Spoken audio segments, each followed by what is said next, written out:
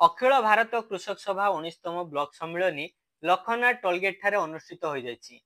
आम राज्य एक कृषि प्रधान राज्य होइतिले मध्य कृषक माननकु लगातार अणदेखा करा जाउछि और सेमाननको समस्या प्रति ध्यान दिया जाउ नै।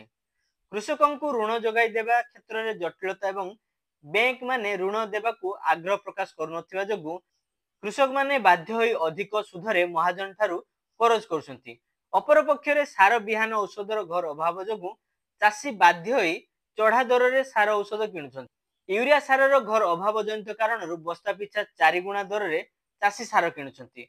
अथच सरकारंकर ना अछि ए दिगरे तत्परता ना सारर कला बजारी रखिया पई कोनोसी ठोस पदक्षेप, परंतु सबु कथारे केवल अन्य को दोष दे खसी जिबाकू चाहउछंती सरकार।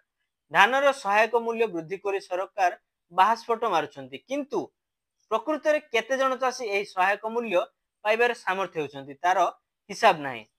भागचाषी एथिरु वंचित होउछंती। भागचाषी नाम पंजीकरण पई सरकार जे नियम आनिछंती वास्तव क्षेत्र रे जने मध्य चाषी एही शर्त पूर्ण करिया सक्षम हेबो नाही कि नाम पंजीकरण करि परिबो नाही। यह केवल धर्म को आखिठार। भागचाषी पई एक स्वतंत्र आईन आनिया पई सम्मेलन प्रस्ताव गृहीत हेबा सहित सरकार भाबे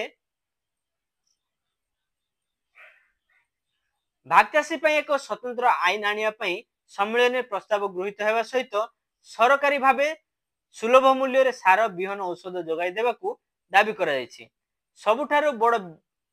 सबुठारु विडंबनार विषय हेउछि सरकार कार्पोरेटर मानकर हजार हजार कोटी टंकार टिकस छाड़ करुछंती, अथच कृषि ऋण छाड़ दाबी को प्रत्याख्यान करुछंती। कृषि ऋण छाड़ करिया सहित बिना सुधरे चाषी को कृषि ऋण जोगाई देबाकू दाबी करा जायछि। आजिर सम्मेलन रे सरकार कार्पोरेटर प्रीति और कृषक मारणा नीति विरोध रे जन आंदोलन गढ़ी तोलिबाकू सरकार कार्पोरेटर प्रीति और कृषक मारणा नीति विरोध रे जन आंदोलन गढ़ी तोलिबाकू सम्मेलन रे निष्पत्ति करा जायछि। उक्त सभा उपस्थित थिले कृषक सभार बालेश्वर जिला संपादक सीतांशु सेनापति सम्मेलन को उद्घाटन करिया सहित जिला उपसभापति दिलीप कुमार गिरी उद्यापनी वक्तव्य रखिथिले।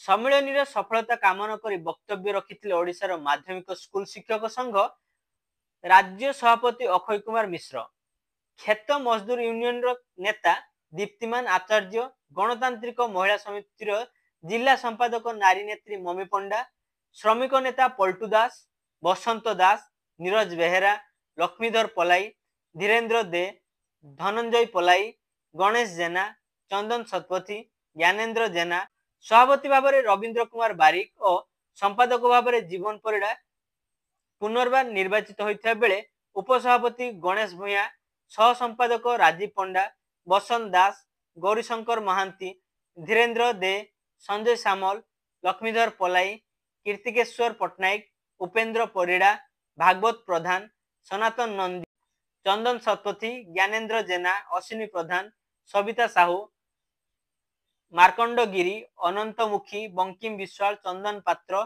अनंत घोष प्रमुख जग देइथिले।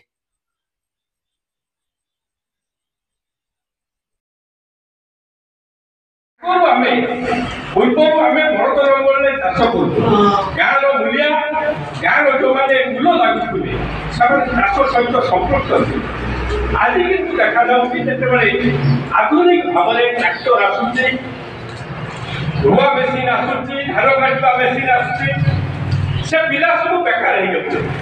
एपटे उत्पादित शक्ति कमिला, एपटे आधुनिक जंत्र आसला चाषर जो मूल लागुले चाषर जो कृषि जमा जो मैंने थे पिला आ चाष कार्य मन दौला।